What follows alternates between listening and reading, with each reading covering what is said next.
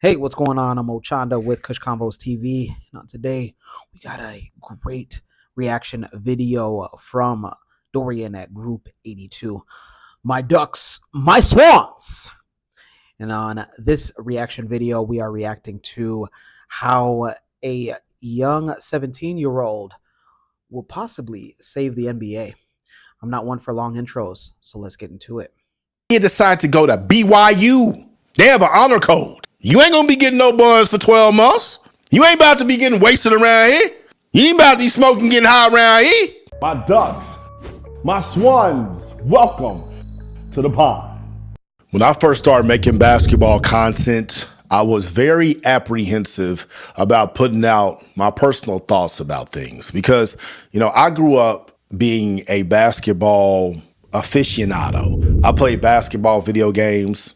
I read basketball cards, basketball magazines, basketball almanacs. I wore basketball garb. I watched as many basketball games as I possibly could. I studied basketball encyclopedias. I really became a student of the game. So my perspective of when I'm watching basketball is one of someone who's been studying this game since I was 9 years old. And I know for everybody, that's not how they view basketball. And for a lot of people today, the way that they consume basketball is through social media. And social media is just a bunch of opinions and people trying to push narratives and trying to be funny to get clicks for engagement so they can get paid. That doesn't lead to great basketball conversations because the NBA is a product that is based around players' ability and players' talent. And the moment that you have a player who's really good, who has great ability and has great talent, the NBA uses their marketing strategies to tell that player's story. Why he got to give the Mutombo? Not today. Not today. Shout out to MJ, man. And one player's story who needs to be told at an exceptionally high level with the way that they told Michael Jordan's story and Shaq's story and Allen Iverson's story is AJ Dybansta. Like I said in my scout report on AJ, with these... Yo, AJ, if you happen to watch this, is your last name pronounced Dybansta? Dybansta? Dybansta or Dybansta? If you happen to watch this video, just let us know in the comments below, man. In person, that's the best high school basketball player I've ever seen. And AJ Dybansta has intangibles that's going to help elevate the NBA. Because the problem with the NBA right now is that we do not have anyone in the league that's an American-born basketball player that can carry a franchise. Oh. God, why didn't we get to see the rest of that? He's about to yam on him. Yam on him. Consistently to win championships and can be a great family-friendly marketing face for the NBA. Anthony Edwards is someone with exceptional basketball talent. But Anthony Edwards is kind of hood. And I like Ant. I like him a lot. But when you talk about the hoodness and, the stuff he got going on off the court and all that, that's not really a family-friendly image. Got the same situation with Ja Morant. Up in Boston, you got two guys who are exceptionally marketable. They're kind of quiet, but like I said, it's two of them on the same team. There needs to be one guy who wants to take the reins of the Chicago Bulls like Michael Jordan did. He wants to take the reins of the Los Angeles Lakers like a Shaquille O'Neal and a Kobe Bryant did. Who wants to take the reins of the Cleveland Cavaliers, Miami Heat, Lakers, and wherever he decides to post up shop like LeBron James has done. And AJ Dybansta is one of those kids, one of those players. And I'm going to give you 3 reasons why AJ Dybansta has a... Oh, real nice. That's a nice highlight reel. And then you got number 11. Like, why you gotta do that, man? Why you gotta do that? Why you gotta posterize him? That was something nice. Yeah, man. Very realistic chance to help the NBA with their ratings issue and to be the face of the NBA going forward. But before I do that, make sure you click like, make sure you click share, make sure you click subscribe, and make sure you watch this entire video all the way to the end. Number 1, he just wants to hoop. I've been very fortunate. God has always put me in positions where, I've been around elite basketball circles. And I've been fortunate to get a chance to know AJ's father, Ace, who's a hilarious dude. Anybody that knows Ace personally knows he's a character. And then AJ himself. And from what I've been able to see, the conversations I've been able to have with them, AJ is a kid that just wants to play basketball. He understands social media. He understands how he needs to embrace the fans, as you see when he committed to BYU and he was up there inside of the crowd and doing everything you need to do. He understands what he needs to be the face of BYU basketball, and then when he gets to the NBA. But at the end of the day, he just want to hoop. Most of these dudes don't want to hoop. Most of these dudes treat the NBA like it's a fashion show. They show up to the game with their nails painted and they bell bottoms and they purses. They get on the court. Ooh, are these is he Omera? Is he talking about some of your favorite NBA players? Are they painting their nails? Are they wearing bell bottoms to the games? When they get done with a post-game conference interview, are they grabbing their purse, putting it over their shoulder? My bag got to. And then running, frolicking away. Is that some of your favorite NBA players? Puny ass! On the court, they're getting pushed around, don't really want to compete at exceptionally hard level, don't have no rivals, get done with the game, put on the super big pink sweatshirt, go into the press conference, and then talk about all types of stuff off the court. They enjoy being in the NBA. They are grateful and appreciative for the blessing that God has given them, but they are not someone who is dedicated to hooping. AJ Dybansta. What he's referencing, we might stop a lot during this video. Because he's speaking about the love of the game. You know, what NBA players that you can see that just generally love to hoop, love to play basketball, instead of loving being a celebrity. Being a celebrity, I'm sure it's nice. I don't know, not a celebrity. I can't speak on that.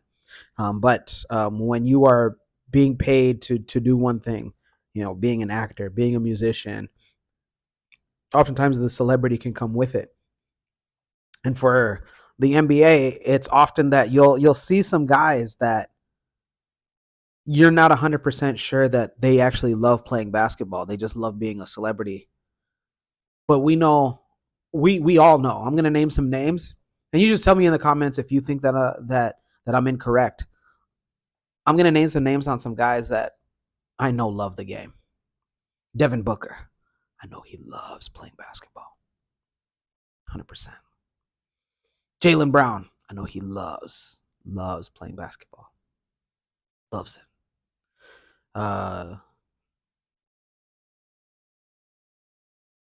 This is a two-part thing. Steph Curry, we know he loves playing basketball, but what Steph Curry loves even more than playing basketball is he loves like being able to compete in the most insane way. You know, I've seen him on the golf course, and like the types of things that he can do on the golf course is crazy.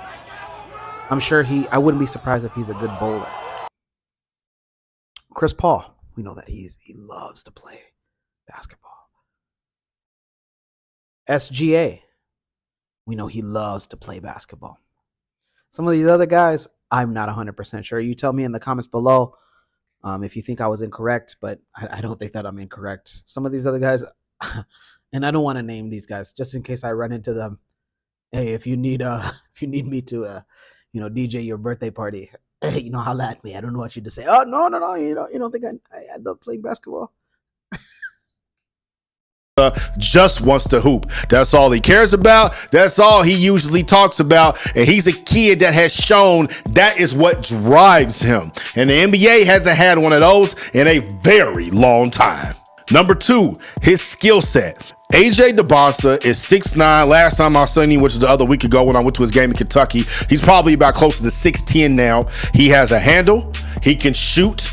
mid-range, he can shoot threes, he can get to the basket whenever he wants to, he can dunk whenever he wants to, he can guard at an exceptionally high level. His foundation for his skills, he's going to be able to build on that when he starts scoring at the fourth level, when he starts posting up in the pinch post, mid post, low post. He can become that type of threat. He can be a guy that can easily average 25 points per game in the NBA by his second year, and I can see him winning some scoring titles in the NBA. When you have somebody that has that well-rounded of a skill set, number one, it's exceptionally entertaining to watch from a basketball perspective, but number two, it builds a massive fan base. That is something that you can market at an exceptionally high level. A lot of these guys right now are one-trick ponies. A lot of these guys right now maybe have 2 or 3 things that they're really good at, but once they get scouted, once the coaching staff really locks in, they get neutralized. AJ Dybansta has the type of game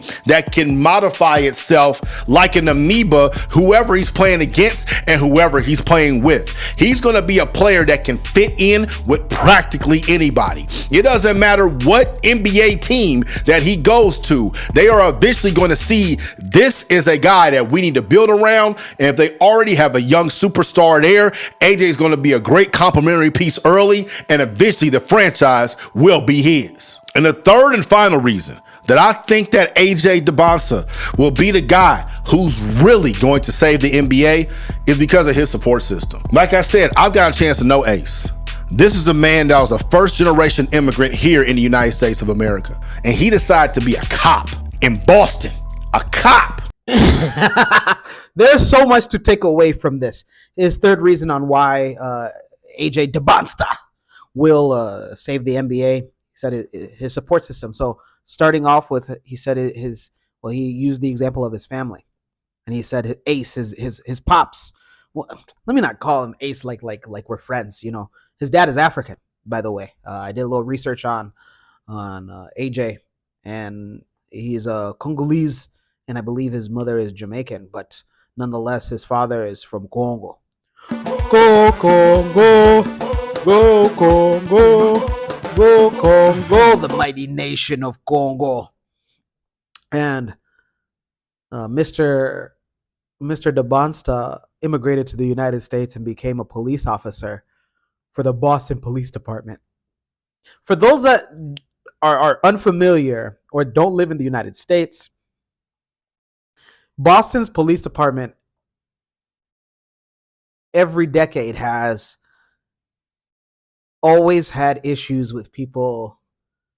I mean, just whenever you look at Boston Celtic fans or New England Patriots fans and they win or they lose, they booze and they give police a hard time. So he was a police officer for that police department. And then also, you know, Boston, just like any major city in the United States, it has its crime.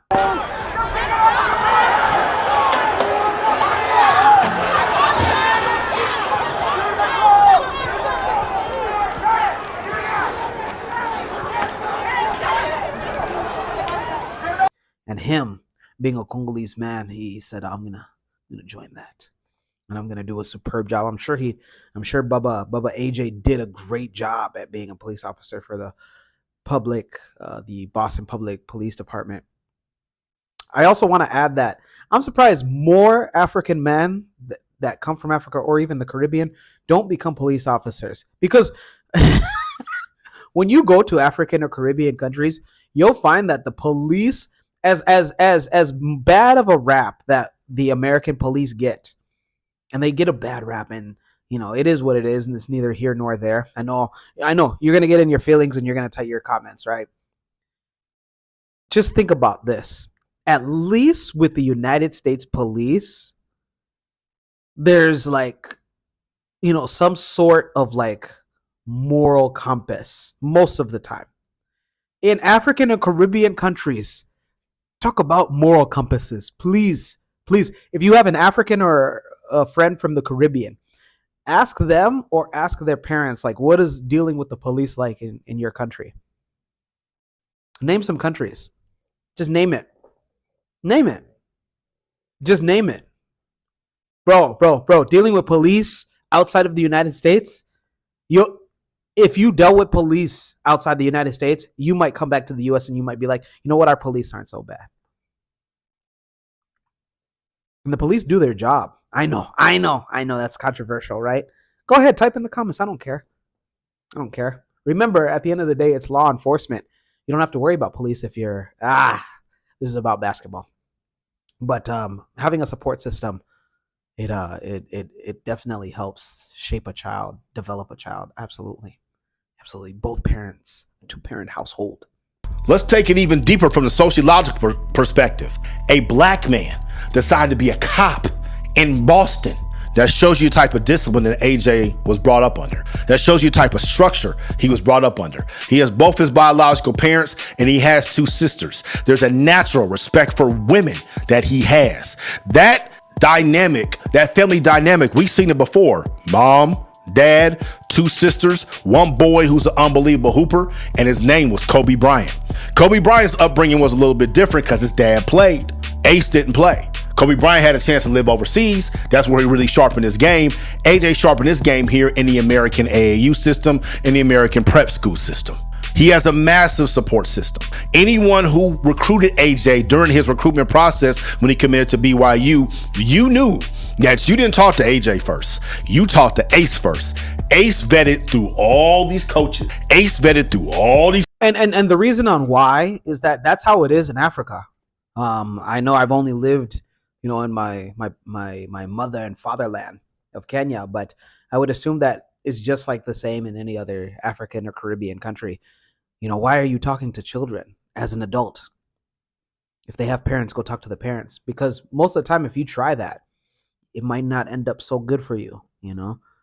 The worst, the thing that you would pray for is a good tongue lashing, and somebody just yelling at you if you attempt to do that, because the other form of retaliation that can happen from that.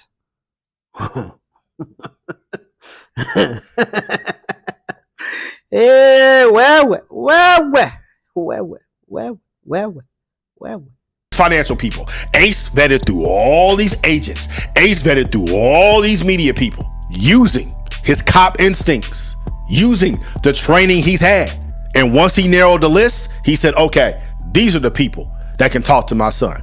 And he gave AJ his choices. And AJ had a lot of choices. And from that point, AJ got a chance to choose who we connected with. How many elite basketball players have a dad that is trained in social dynamics and psychology and has given his son a filter to choose through these college coaches, to choose through these basketball animals that exist in this business? Not a lot, because that's a tough position. You got to be a little crunchy. It's a little bit cantankerous. It's a little bit difficult, because you got to be a person that's saying no, and you got to be a person that's constantly asking for something, and you're always thinking about, I don't want to trick off these opportunities for my son.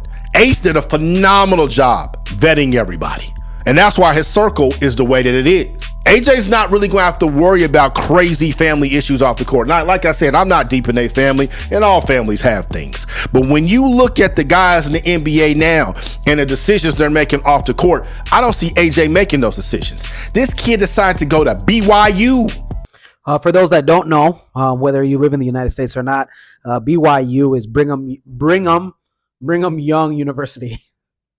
No Diddy.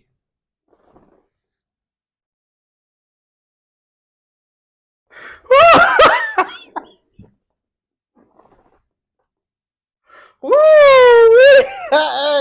Hey! Woo! Woo! Hey, Max, if we get copyright strike, if we get YouTube strike, it might be from this video. My bad, dog. I had to, man. They threw me the alley-oop, man. I had to dunk it like AJ Dybansta. So BYU is I believe it's a Mormon private school. And it is unlike other private schools. I don't know about other ones, but we all have, at least if you grew up in the United States, you've heard that BYU in Utah is a dry campus, meaning that there's no alcohol, let alone weed. Do it again, please. Stay off the weed. Stay off the weed. And you can't stay off the weed he ain't getting busted for using weed. Stays off the weed. You couldn't stay off the weed. There's no alcohol. None. Fit X Fearless would love this university. There's no alcohol.